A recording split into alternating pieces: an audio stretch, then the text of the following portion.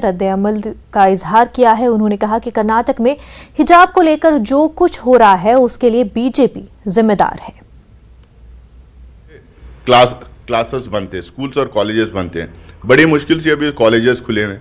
Colleges खुलने के बाद में कौन क्या पहनेगा, कौन किस कलर के कपड़े पहनेगा, किसको अंदर जाने दिया जाएगा, ये सब भी विवाद कर्नाटका में चल रहा है। इसके लिए भारतीय जनता पार्टी और वहाँ पे भारतीय जनता पार्टी की जो सरकार है एकदम सीधे सीधे जिम्मेदार है, क्योंकि अगर वो लॉ एंड ऑर्डर रोक नहीं सकते और वो गुंडों को, माओवादियों को, एंटी सोशल एलिमेंट्स को अगर वो किसी खास रंग के स्कार्फ पहना के भेज के लड़कियों को कॉलेज में दौड़ाने का काम करते हैं, तो इसके लिए सरकार जिम्मेदार है।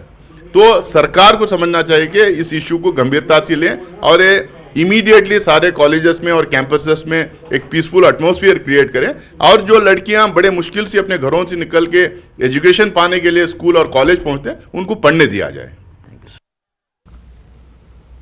वहीं कर्नाटक के